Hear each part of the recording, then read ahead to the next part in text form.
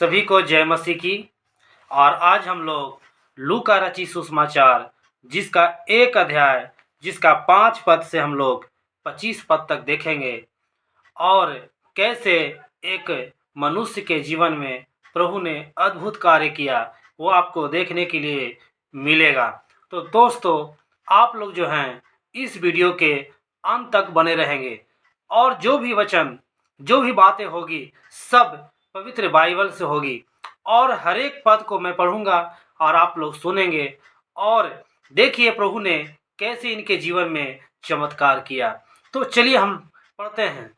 तो हम लोग लूका रचित सुसमाचार निकालेंगे जिसका एक अध्याय और 5 पद। उसमें लिखा है, यहूदियों के राजा हेरोदेस के समय अबिय्याह के दल में जकरयाह नाम का एक याजक था और उसकी पत्नी हारून के वंश के थी जिसका नाम इलीशिबा था।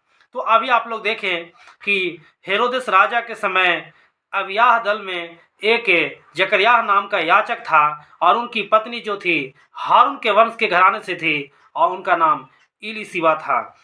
हम लोग 6ठे वचन को देखेंगे। वे दोनों परमेश्वर के सामने धर्मी थे। वे दोनों परमेश्वर के सामने धर्मी थे और प्रभु की सारी आज्ञाओं और विधियों पर निर्दोष चलने वाले थे। हम लोग 6ठा वचन में देखें कि परमेश्वर पर उनका पूर्ण विश्वास था और वो विश्वासी थे और परमेश्वर पर वो निर्दोष पूर्ण चलते थे। उनके हर एक आज्ञाओं को हर एक विधियों को वो मानते थे। यहाँ पर हम लोग 7 वचन में देखेंगे, उनके कोई भी संतान न थी क्योंकि इलीशिबा बांझ थी और वे दोनों बूढ़े थे। लेकिन हम लोग उसके 7 वचन में जब देखते हैं तो इलीशिबा बांझ थी और वो दोनों बूढ़े हो चुके थे और उनके पास पुत्र नहीं था। हम लोग आगे देखेंगे वचन में फिर क्या हुआ। जब वो अपने दल की पारी पर परमेश्वर के सामने याजक का काम करता था तो याजकों की रीति के अनुसार उसके नाम पर चिट्ठी निकली। जो जब जिस दल की बारी आती थी प्रभु के भवन में उस मंदिर में धूप का वेदी चढ़ाने का, तो हर एक दल का हर एक मनुष्य को वहां पर जाना पड़ता था और धूप का वेदी के पास जाकर वो धूप चढ़ाता था।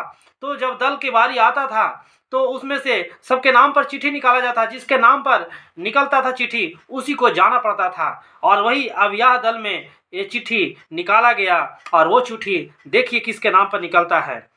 तो याजकों की रीति के अनुसार उसके नाम पर चिट्ठी निकली कि प्रभु के मंदिर में जाकर धूप जलाए। देखिए यहाँ पर चिट्ठी निकला और वो था चिट्ठी जकरयाह के नाम पर और वो धूप जलाने के लिए उस मंदिर में जाना था क्योंकि उसके नाम पर चिट्ठी निकला था। हम लोग देखेंगे 10 वचन में क्या लिखा है। धूप जलाने के समय लोगों की सारी मंडली बाहर प्रार्थना कर रही थी। जब धूप जलाने का समय आया और जब धूप जलाने के लिए एक व्यक्ति अंदर गया और जिसके नाम पर जो चिट्ठी निकला था वो व्यक्ति को अंदर जाना था धूप जलाने के लिए धूप का वेदी के पास। और वो व्यक्ति कौन था? वो तो जकरयाह। और वो जब गया अंदर तो उसके बाहर मंदिर का बाहर में बहुत से लोग जो थे उसके दल के लोग वो प्रार्थना कर रहे थे। और आगे देखिए क्या आपको देखने के लिए मिल रहा है। 11 वचन में लिखा है, उस समय प्रभु का एक स्वर्गदूत धूप की वेदी की दाहिनी ओर खड़ा हुआ उसको दिखाई दिया। जब वहां पर अंदर में गया तो देखा कि धूप का वेदी का दाहिनी ओर कोई खड़ा है और वो था स्वर्गदूत। उसके बाद देखिए वो क्या हुआ। जब देखा तो उसके जीवन में क्या हुआ। 12 वचन में लिखा है, जकरयाह देखकर घबराया और उस पर भय छा गया। वो डर गया। वो जब देखा उस मनुष्य को तो वो डर गया। वो नहीं देख वो उसके जीवन में भय छा गया कि आखिर ये कौन है, क्योंकि मंदिर में कोई नहीं होता था। जब भी जिसको भी धूप जलाने जाना था वो जाता था, सिर्फ अकेला था, बाकी सब लोग बाहर में थे। अकेले ही जाना पड़ता था उस धूप जलाने के लिए, उस धूप के वेदी के पास, उस मंदिर में। और वहां वो देखा, अचंभित हुआ और डर गया, भय छा गया। तब देखिए यहाँ पर क्या हुआ 13 वचन में, परंतु स्वर्गदूत ने उससे कहा, हे जकरयाह, भयभीत ना हो, क्योंकि तेरी प्रार्थना सुन ली गई है और तेरी पत्नी इलीशिबा से तेरे लिए एक पुत्र उत्पन्न होगा और तू उसका नाम यूहन्ना रखना।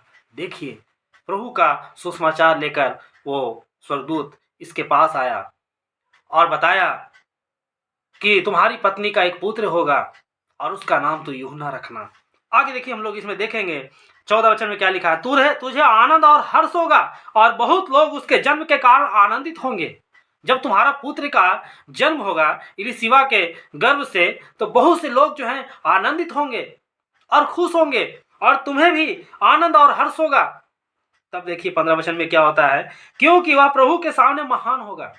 तुम्हारा पुत्र जो होगा वो प्रभु के सामने महान होगा और दाखरस और मदिरा कभी ना पिएगा। मतलब इसका समझ में आ रहा है प्यारो, दाखरस और मदिरा का मतलब होता है वो नशे की ओर कभी नहीं वो देखेगा, और पीना तो बहुत दूर की बात है, वो ये सबसे दूर रहेगा और अपनी माता के गर्भ से ही वो पवित्र आत्मा से परिपूर्ण रहेगा। सोच लीजिए, प्रभु ने उसके गर्भ से ही उस पुत्र को आत्मा से परिपूर्ण किया। सब कुछ ये स्वर्गदूत जकरिया को बता रहा है। और देखिए यहाँ पर 16 वचन में लिखा है, और इसराइलियों में से बहुत तेरे को उनके प्रभु परमेश्वर की ओर फिरेगा। जब वो पुत्र जनेगा तो परमेश्वर की राज्य की बातें करेगा। बहुत से लोग होंगे जो उनके पीछे होंगे, उनके मनों को फेरेगा, वो बताएगा कि परमेश्वर सच्चा कौन है। तब देखिए 17 वचन में क्या लिखा है, वह एलिय्याह की आत्मा और सामर्थ्य में होकर उसके आगे आगे चलेगा कि पितरों का मान बाल बच्चों की ओर फेर दे और आज्ञा ना मानने वालों को धर्मियों की समझ पर लाए और प्रभु के लिए एक योग्य प्रजा तैयार करे। वो सबको प्रभु के राज्य के बारे में बताएगा, उपदेश देगा, प्रभु के वचन को बताएगा कि हमारा सच्चा प्रभु कौन है। सब लोगों को मनों को फेरेगा, उनके मन बाल बच्चों की ओर फेर दे, है ना। जो भी पितरों हैं, जो भी पिता हैं, उनका मन जब वो प्रभु में आएंगे, जब वो प्रभु को ग्रहण किए करेंगे, जब प्रभु के बातों को जानेंगे, तो उनके पुत्र जो भी छोटे बच्चे हैं उन लोगों का भी ज्ञान उनके जैसा होना चाहिए और सारे लोग जो हैं प्रभु के लिए होंगे। और एक समय होगा जो सारे लोग प्रभु के योग्य प्रजा होंगे। यहाँ पर लिखा है, और प्रभु के लिए एक योग्य प्रजा तैयार करेंगे। वो जो आएगा, वो पुत्र जो तुम्हारा होगा, वो प्रभु के लिए एक योग्य प्रजा तैयार करेगा। देखिए 18 वचन में क्या लिखा है, जकरिया ने स्वर्गदूत से पूछा, यह मैं कैसे जानूं। उसके मन में संकोच या संदेह हुआ, इतनी सारी बातें हो रहा है लेकिन हमें विश्वास नहीं है। तभी उसने बोला स्वर्गदूत से कि यह मैं कैसे जानूं। सही बात है, क्योंकि वो बूढ़े हो चुका था और उनकी पत्नी बूढ़ी थी। उनकी अवस्था बहुत ही दयनीय था, विश्वास योग्य बातें नहीं था, उन्हें विश्वास नहीं हुआ। इसलिए वो जकरिया से पूछे, जकरिया ने पूछा स्वर्गदूत से कि आप कैसे जानूं, क्योंकि मैं तो बूढ़ा हूं और मेरी पत्नी भी बूढ़ी हो गई है। 19 में लिखा है, 19 वचन में, स्वर्गदूत ने उसको उत्तर दिया, मैं जिब्राइल हूं। स्वर्गदूत ने उसको उत्तर दिया, मैं जिब्राइल हूं और जो परमेश्वर के सामने खड़ा रहता हूं, और मैं तुझसे बातें करने और तुझे यह सुसमाचार सुनाने को भेजा गया हूं। देख, जिस दिन तक ये बातें पूरी ना हो ले उस दिन तक तू मौन रहेगा और बोल ना सकेगा, इसलिए कि तूने मेरी बातों की जो अपने समय पर पूरी होगी प्रतीति ना की। यानी जकरिया ने स्वर्गदूत की बातों को विश्वास नहीं किया, उसकी बातों को समझा नहीं, वो संदेह किया। इसलिए स्वर्गदूत ने, जिब्राइल ने, जो परमेश्वर की दाहिनी ओर हमेशा खड़ा रहता है और जो परमेश्वर की सुसमाचार को उसके पास लेकर आया, वो बोलते हैं मेरी बातों को तुमने प्रतीति नहीं की। इसलिए जब तक ये सुसमाचार, जब तक ये प्रभु का वचन तुम्हारे जीवन में पूरा ना हो जाए, तुम्हारे पत्नी के जीवन में पूरा ना हो जाए, जब तक ये बातें पूरा ना हो, तब तक तुम चुप रहेगा, किसी से नहीं बोलेगा। तब देखिए क्या होता है। 21 वचन में लिखा है, लोग जकरिया की बाट देखते रहे। बाहर जो लोग खड़े थे, जो लोग प्रार्थना कर रहे थे, उन लोग मन ही मन सोच रहे थे, आपस में बात कर रहे थे, आखिर इतना समय क्यों लग रहा है मंदिर में, कुछ तो बात है। उन लोग संदेह हुआ, उन लोगों को जो बाहर में प्रार्थना कर रहे थे और भी उनके साथी लोग। देखिए यहाँ पर क्या लिखा है इस वचन में, लोग जकरिया की बाट देखते रहे और अचंभव करने लगे कि उसे मंदिर में इतनी देर क्यों लगी। और लोगों को मन में ऐसा भी फील हो रहा था कि कुछ तो बात है, जो प्रभु ने हो सकता है दर्शन दिया होगा, कुछ तो बातें हैं, इतना समय क्यों लगा। लोग बाट जो रहे थे, उनका रास्ता निहार रहे थे, उन्हें देख रहे थे, अब वो आएगा, अब वो आएगा वो, लेकिन नहीं आ रहे थे। लेट हुआ क्योंकि स्वर्गदूत से बातें हो रहा था जकरयाह का। इसके बाद 22 वचन में लिखा है, जब वो बाहर आया तो उनसे बोल न सका। जो कुछ भी अंदर बातें हुए वो सब कुछ नहीं बता सका वो, क्योंकि स्वर्गदूत ने मना किया था, बोला था तुम जब तक चुप रहोगे जब तक तुम्हारे जीवन में सब कुछ पूरा ना हो ले। इसलिए वो कुछ नहीं बोला। अंत में वो जान गए कि उसने मंदिर में कोई दर्शन पाया है। सब लोगों के मन में ये भ्रम हो गया, ये समझ में आ गया, क्लियर हो गया, स्पष्ट हो गया वो कि कुछ तो ये देखा है, जरूर ये दर्शन पाया है। और वह उनसे संकेत करता रहा और वह गूंगा रह गया, कुछ नहीं बोला, क्योंकि स्वर्गदूत ने उसे बोलने से मना किया था। इसलिए वो गूंगा सा रह गया, थोड़ा भी बातें कुछ भी नहीं बोला, चुप के चुप रह गया वो। इसके बाद 23 वचन में हम लोग देखते हैं, जब उसकी सेवा के दिन पूरे हुए, जब उस धूप का वेदी चढ़ाने का दिन पूरा हुआ तो वह अपने घर चला गया। और यहाँ पर देखिए 24 वचन में लिखा है, इन दिनों के बाद उसकी पत्नी एलीशिबा गर्भवती हुई। हालेलुया। प्रभु ने उनके जीवन में एक पुत्र का सुख दे दिया और उनकी पत्नी गर्भवती हो गई और 5 महीने तक अपने आप को यह कह के छिपाए रखा, मनुष्यों में मेरा अपमान दूर करने के लिए प्रभु ने इन दिनों में कृपा दृष्टि करके मेरे लिए इसे किया है। लोग उन्हें अपमान करते थे, एलीशिबा को बुरे भला लोग कहते थे, बहुत ही उन्हें गंदे गंदे विचार बोलते थे, गंदे गंदे शब्द का इस्तेमाल करते थे, उन्हें हमेशा अपमानित करते थे कि ये है वो है, बहुत तरह की बातें बोलते थे। और दोनों पति पत्नी का जीवन निराशा भरी था, क्योंकि एक पुत्र ना हो जिसके जीवन में उसे हर लोग ताड़ना देते हैं, चाहे वो कुटुंबी हो, चाहे वो गांव के पड़ोसी हो, चाहे वो गांव वाले हो, कोई भी हो, सारे लोग ताड़ना देते हैं, सारे लोग उलाहना देते हैं। वैसे ही एलीशिबा को सारे लोग अपमान कर रहे थे, लेकिन प्रभु ने उन सबको मुंह बंद किया, सबको चुप किया। तो प्यारो, हम लोग जो भी देखें ये लूका रचित सुसमाचार जिसका 1 अध्याय 5 पद से 25 पद तक कि प्रभु ने कैसे एलीशिबा के जीवन में एक पुत्र की प्राप्ति दी, और हम लोग को विश्वास नहीं था और उसे जकरयाह को भी बिलीव नहीं था कि सच में ऐसा होगा, क्योंकि वो बूढ़े थे, उनकी पत्नी बूढ़ी हो चुकी थी और उन्हें विश्वास थोड़ा भी नहीं था। वो स्वर्गदूत की बातों को थोड़ा भी विश्वास नहीं किए थे। लेकिन प्रभु देता है, तो प्रभु से जब हम प्रार्थना करते हैं तो प्रभु कहता है, प्रभु का वचन में लिखा है, जब तुम प्रार्थना करो और जो कुछ भी तुम मांगते हो उसकी प्रतीति तुम कर लो कि मुझे वो मिल गया, तो समझो वो मिल गया, क्योंकि प्रभु तुम्हें मांगने से पहले भी देता है। और जब तुम प्रार्थना करते हो प्रभु तुम्हें दे देता है, लेकिन हमें लगता है कि हमें नहीं मिला, इसलिए हमें प्रतीति करने की जरूरत है। इसलिए हम जब प्रार्थना करते हैं तो हमें महसूस होना चाहिए, हमें लगना चाहिए कि नहीं, हमने जो प्रार्थना किया वो हमें मिल चुका है। प्यारो, देखिए जकरयाह के जीवन में परमेश्वर ने कैसे काम किया, परमेश्वर ने कैसे उनके जीवन को खुशियों से भर दिया। आज हम लोग बहुत से दुख में पड़े होते हैं, बहुत से बीमारों से, बहुत से दुष्ट आत्माओं से ग्रसित होते हैं। हम लोग सोचते हैं कि नहीं, मेरा जीवन अब ऐसे ही कटेगा, मेरा उद्धार नहीं है। लेकिन परमेश्वर ने उन लोगों को खोजने आया जो पाप से भरे हुए थे, पापियों को खोजने आया और उनको उद्धार करने आया। परमेश्वर ने धर्मियों को नहीं खोजने आया, वो पापियों का उद्धार करने आया। एक ज्योति बन के आया और वो प्रकाश की तरह लोगों पर चमका।